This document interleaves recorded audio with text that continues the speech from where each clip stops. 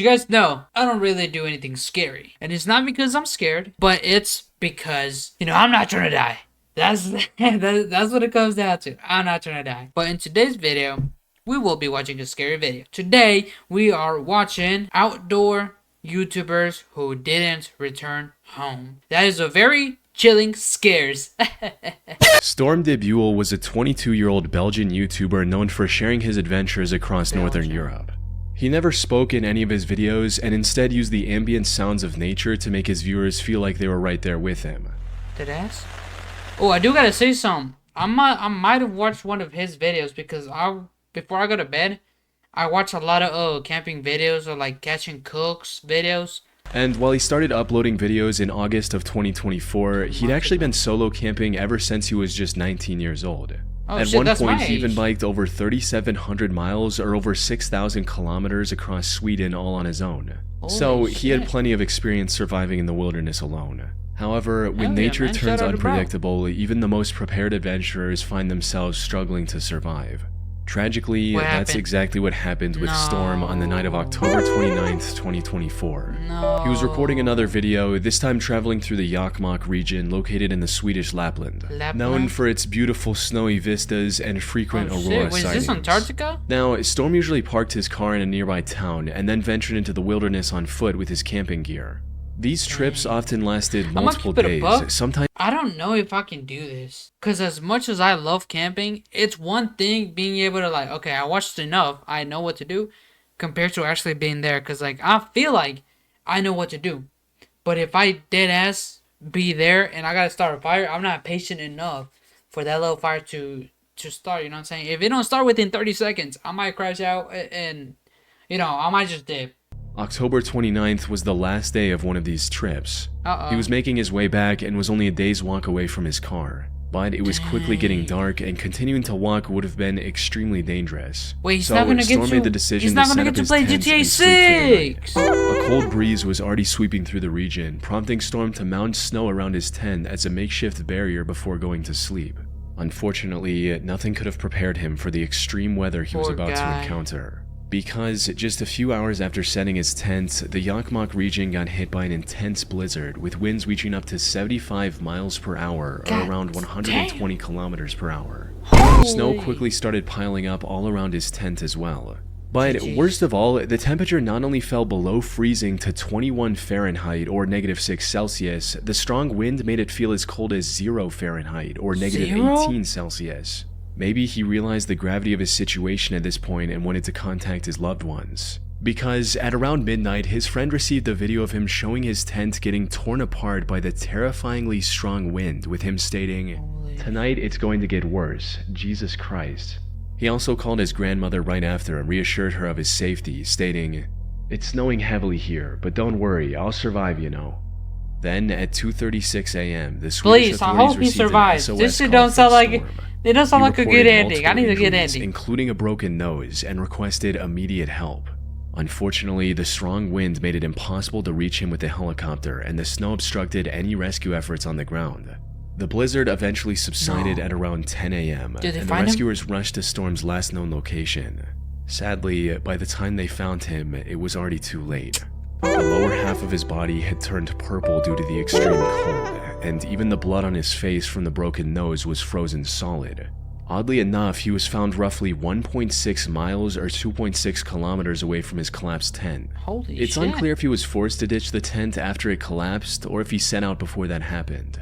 In either case, he was walking towards his car when he likely fell, broke his nose, and then contacted the authorities. Wait, can you break your nose from falling, just there? Like I'm saying like this. If I'm just walking, can I fall and break my nose from this distance?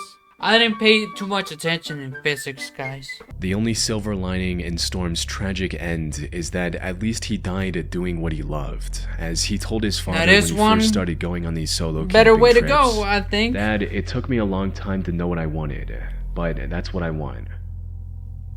Type shit. Hey, rest in peace, man.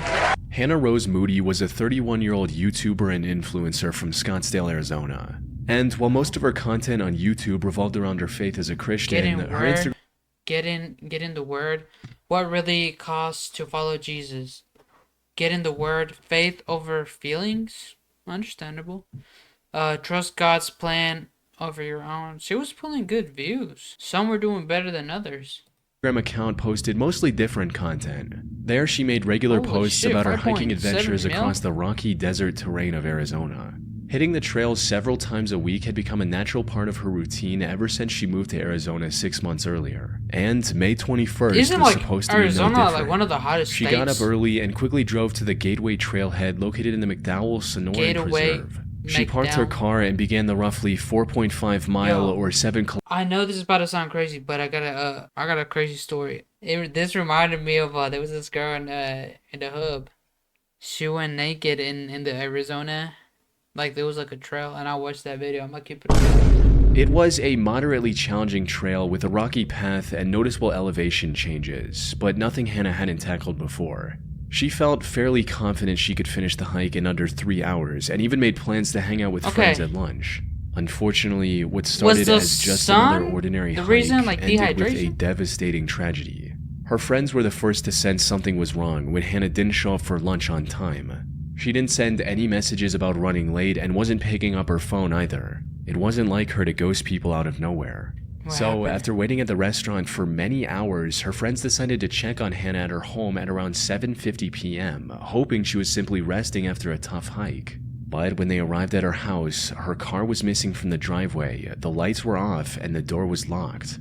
Seeing this, they immediately contacted the authorities. No? They found her car still parked at the trailhead, and it wasn't long before the search party was looking for Hannah across the Gateway Loop Trail with helicopters. What could have happened? Cause I know the trail looks like it's a regular thing. I don't think there was like mountains where she had to cross and accidentally fell. The search was eventually called off at 11:30 p.m. due to the darkness and resumed the next morning with even more people partaking in the search. This went on till about 12:05 p.m. when a helicopter pilot made the heartbreaking discovery Hannah's friends and family were dreading all night. Just 600 yards off the trail, rescuers discovered the remains of Hannah Moody lying face down on the desert ground. Hannah was dead, and likely had been for several hours. However, there was nothing that could explain her end right away. There were no signs of foul play, no intoxicating substances were found in her system, and she didn't even have any serious head injuries from a fall or stumble. With that, the only explanation investigators were able to come up with was that Hannah lost her life due to extreme heat. See, I knew it! I called it right before the video started. I said, isn't Arizona one of the hottest states? I was right. Temperature in the Gateway Trail region soared to over 102 Fahrenheit, or about 39 Celsius the day prior when Hannah was hiking. She likely suffered from a heat stroke and wandered off the designated path in confusion before collapsing and eventually passing away, leaving her YouTube and Instagram videos as an unintentional final goodbye to her loved ones. No way. Finn Creaney was a 33-year-old survival expert from the Pitt County area in Scotland. Oh, I have heard about this one. Utilizing the skills he had, Finn operated a survival school in the area called Wildcat Bushcraft, teaching kids general wilderness survival skills as well as bushcraft. Which, for those who don't know, includes things like foraging, hunting, and building shelter out of natural materials. The business was also accompanied by a YouTube channel of the same name, where Finn shared his knowledge and experience with the world for free. His content was both informative and entertaining, allowing him to slowly build a small but loyal audience. What these viewers didn't realize, however, was that one day, this very channel would also play a role in Finn's tragic end. No. Things went south on the 25th of March, 2020. Why am I so surprised? This whole video is about YouTubers that didn't return home. Oh my god. When Finn was dropped off at the B873 God forbid a man want to, have hope. His goal was to head south and hike the 45-mile distance to the small village of Golspie and make a video about the bushcrafting skills he had used along the way. Now, his family knew the journey would take more than a day, so they weren't too concerned when he didn't reach his destination. Okay, my question I've always had with, these type of content, like the camping ones, can you chop down trees in, like, forests? Or is this, like, restrictions? Or does he own the property? Because I know some of the camping content creators will have like land that they do that content on, and they can just do whatever. But I'm wondering, because he went to a just a city or a town, is Do people get in trouble for chopping down trees and stuff like that? Hold on, I gotta see if there's an answer to this. Clearing down trees for camping videos can lead to legal trouble, especially if done without a permit. Campers are generally prohibited from cutting down trees without a permit to protect forest areas and prevent injury from falling trees. The fine for cutting down trees without a permit can range from $1,000 to $15,000. And jail time. Okay, so you do need a permit. So I'm wondering, do all campers have permits to do this? Maybe this is in the U.S. Like maybe this only counts for the U.S. and not for here in Finland or whatever this place was. But then 3 days passed and there was no sign of Finn anywhere. Even more concerning was the fact that he didn't make any contact throughout this time, with every call from his family going straight to voicemail. Really? So on day 3, Finn's father called the police and filed a missing person report, all while holding on to the hope that his son was simply lost, had broken his phone, or was just taking his time on the hike. Sadly, that couldn't have been further from the truth. No. In reality, Finn had somehow vanished from the area without a trace. And despite the police spending months searching the area surrounding Loch Naver, they couldn't find a single clue about his current whereabouts. Right? Finn was even featured on a British unsolved mystery-style show about missing people called Vanished, but that also led nowhere. However, even after a year of fruitless searching, his father Mark didn't give up and kept looking for his son on his own. See? And after 19 months of following the same routine, he finally found the first real clue: Finn's backpack, partially hidden in the see that? That's a word right there. There's a word. Hold on. I think I found the mystery. What is going on there? I know I'm not tripping. Yeah, see that there's text right there, right? While Mark never disclosed exactly what was inside, it gave him and the rest of Finn's family reason to believe that Finn had tried to take a shortcut across the loch and ended up drowning by accident. So, after searching for his body for a few more months, they made the tough decision to stop searching and accept the fact that Finn was truly gone. That said, many on the internet find it hard to believe that Finn actually tried to swim across the Naver and lost control in the process. Many asked why a professional survivalist would make such a rookie mistake, especially when he still had a multiple miles-long journey ahead of him, even if he had somehow made it across the Loch Naver. This doubt has given rise to many alternative theories that attempt to explain his mysterious disappearance. Maybe he fell? These range from fairly out there speculations like Finn doing this to fake his own death and build a new life, to some truly chilling hypotheticals like Finn going into the loch on purpose to end it all. Unfortunately, there just isn't enough evidence to confirm or deny any of these theories. What exactly happened to Finn remains a mystery to this day. I don't know why would you want to, Andrew Cross was a 36-year-old outdoor YouTuber from Grand Junction, Colorado. His channel, Desert Drifter, featured content that could only be described as archaeology mixed with exploration. Ooh, I like archaeology. He visited and made videos about any place he found interesting, from thousands years old stone walls to abandoned German spy caves from World War II. Beyond just being educational, his videos also boasted top-tier production quality, helping Andrew amass a massive audience in just 14 months on YouTube. 62 videos and he got 500k subscribers?